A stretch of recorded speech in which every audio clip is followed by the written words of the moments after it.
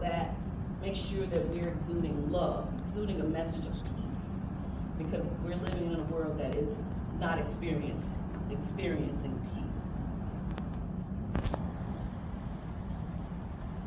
What compassion does is it disrupts negative thoughts and actions. And so in reaching out to someone and helping to lead them, your compassion for them, your genuine, irrational, unconditional love may just be what they need and what they're looking for to deter them from going the wrong way. When we tune into one another, we are able to gauge responses and avoid conflict. So if I know Susie and I know that one of her tics is for people to be negative or to create a negative environment, and I know that if I say a certain thing, it's going to start a conflict, don't do that. Why do that? When you know it's going to start a conflict, when you know it's going to upset her, then don't do the things that upset other people. But you know what upsets them because you're in tune to them and who they are and what they believe and what they stand for.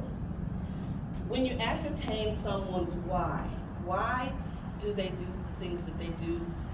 Why are we all here? What is all of this? The why of even all of this. We can intentionally show kindness that may change and altogether diminish a negative narrative or a devastating act.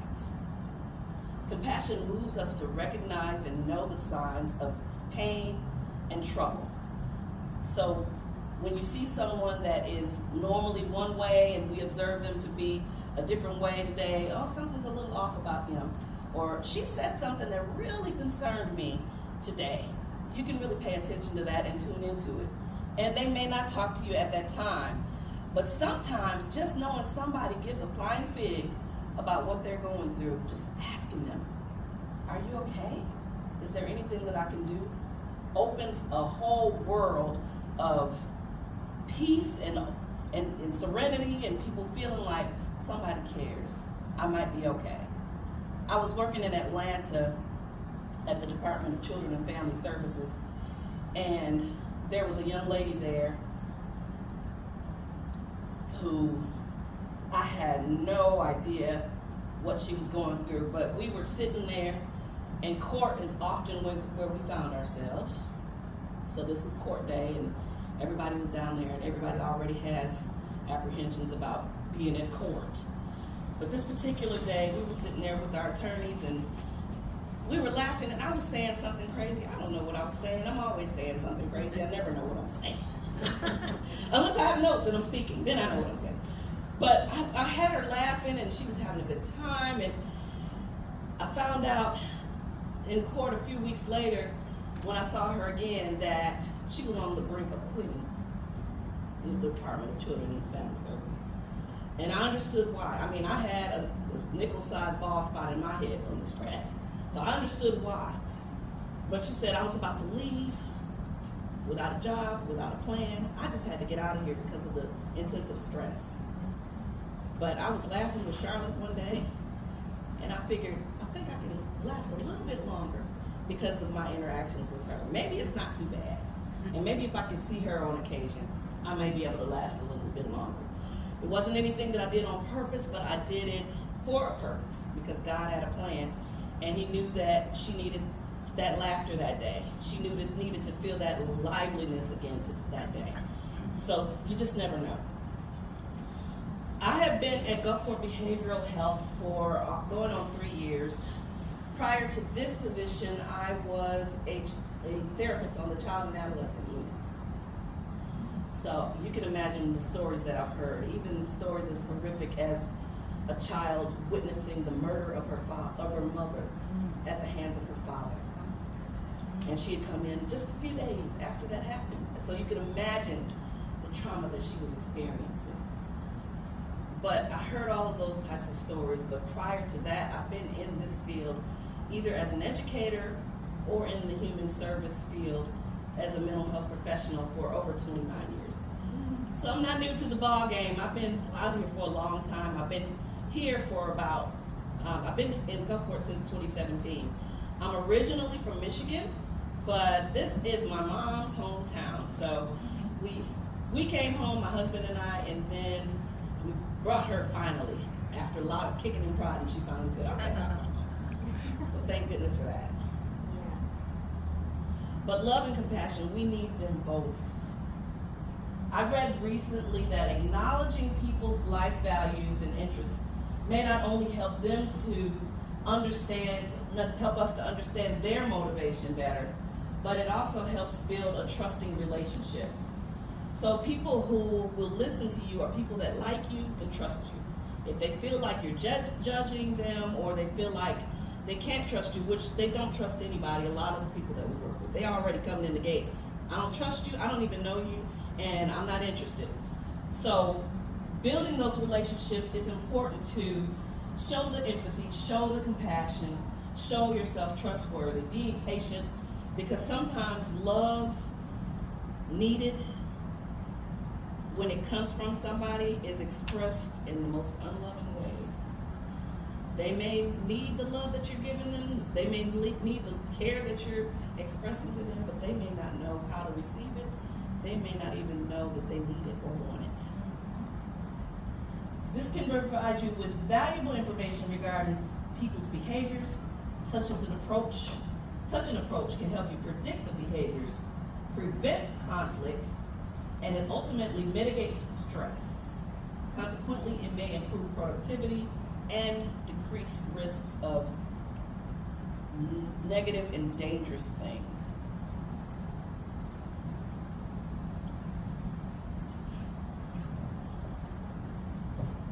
So I got my miracle eyes on today, and I can't see these.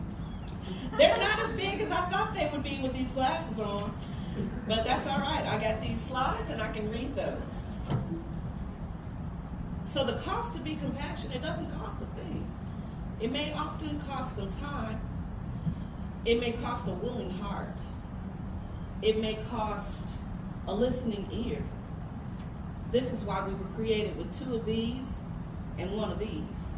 And sometimes our eyes will tell us more about what we need to learn about a person besides asking 50,000 questions. Sometimes just watch. Learn by what you're observing and not by asking a bunch of questions. The sacrifice, the time.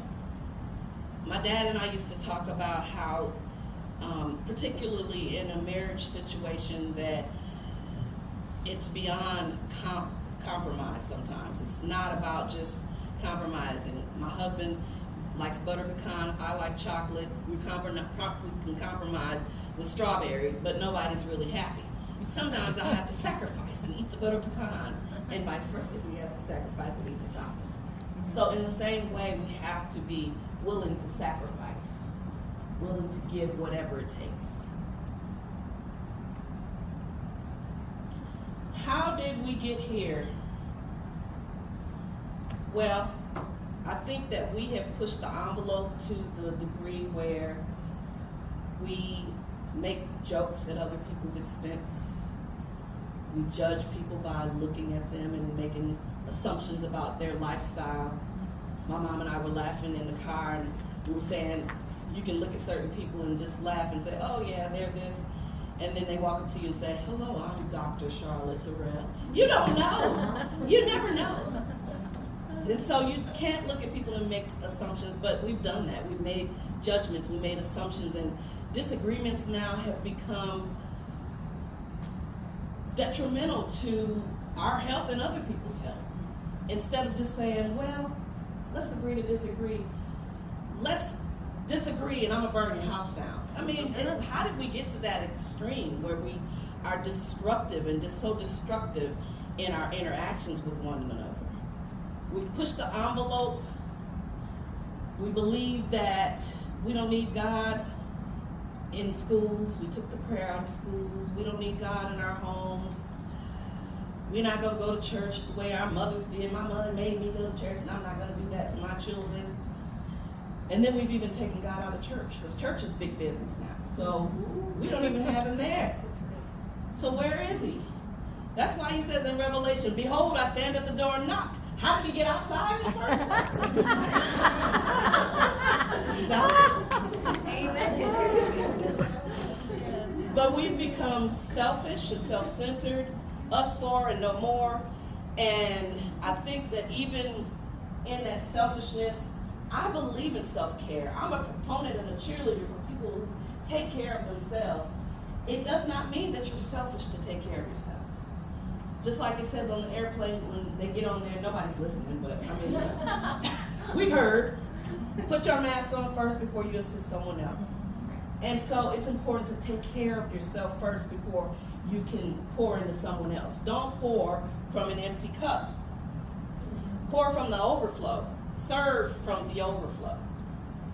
But it's not being selfish to take care of yourself. It's being selfish not to take care of yourself. But make sure that you're taking care of yourself and then going and serving, not just taking care of just yourself. But the list goes on. I think that even with parenting, poor parenting plays a part in it. We've become our children's cooks, their chauffeurs, their maids, their friends, and their enablers. So we need to get back to really being parents. Now you see this sweet lady here, she's just smiling and so nice. But Old Testament Nina Scott was nothing nice. That's why I grew up to be what I became, because she did not play with me. And my dad didn't either. Rest his soul. So on a serious note, with over 16 million people, because when this was created, it was at 16 million. So now I know that it's over 16 million people that are depressed now, and around 40 million with anxiety.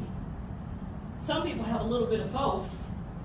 It would bear the reason that being kind is for the health of ourselves and for each other.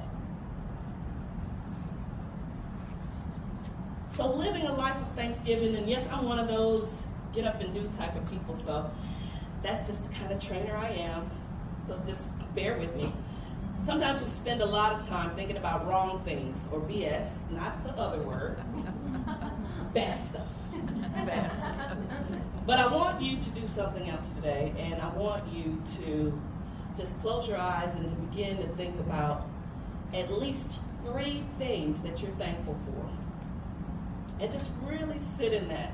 I'm going to give you a moment to just close your eyes and really think about those things that you're thankful for.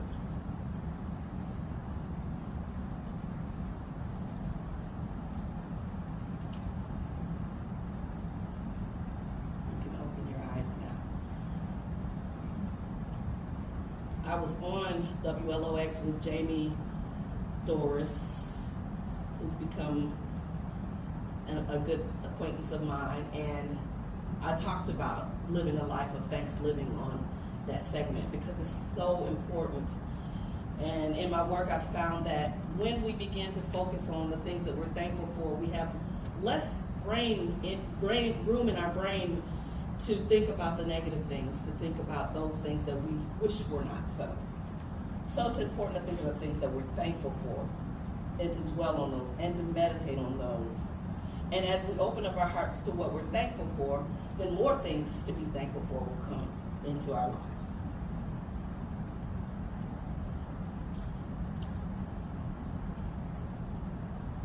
So pain is universal, and I have not had the horrific experience of being trafficked, but I have been in a situation with a young man, for lack of a better other thing to call it, who was really mean and really abusive to me verbally.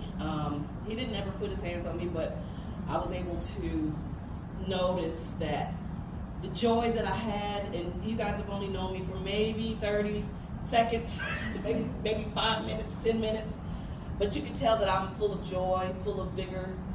I like to talk. I like to call myself loquacious. That means I talk a lot. I like to laugh. I like to have a good time, and I just have joy. But he would say things to stomp out my joy and talk about how my joy repulsed him, and just say really mean things. So it's just so important to know that everything that you've been through, other people may have been through it too. And you can't just look at them and assume, oh, well, they got it all together, so they're fine. They may not necessarily have it all together, and they may not necessarily be fine.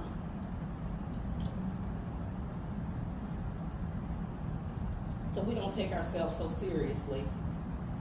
But I did want to do a quick exercise with you guys. So if you were the class clown, I want you to stand in that corner back there. Class clowns? People are such class clowns, they don't even want to stand in the corner. What about anybody who's always late? Go stand in that corner. Oh my God. Oh yeah.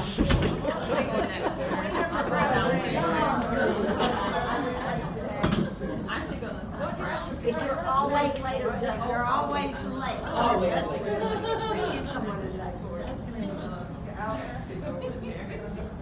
Stand in this corner here if you've had a pretty rough upbringing. Anybody had a pretty rough upbringing? Rough upbringing. And in this corner, if you barely made it through school, like some people were cum laude, some people were thank you laude. Just barely made it through school. Anybody? I got to stay in school. Tie me down. And anybody who's been accused, and you can move around if you apply to some of these others apply to you.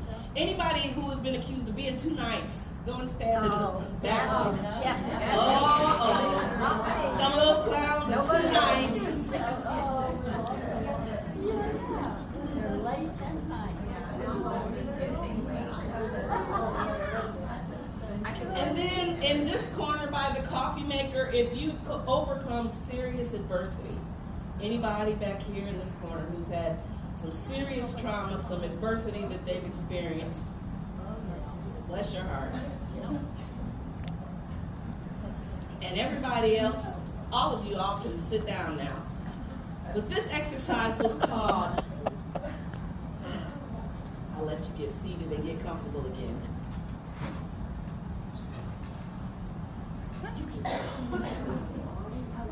This exercise was called Don't Box Me In.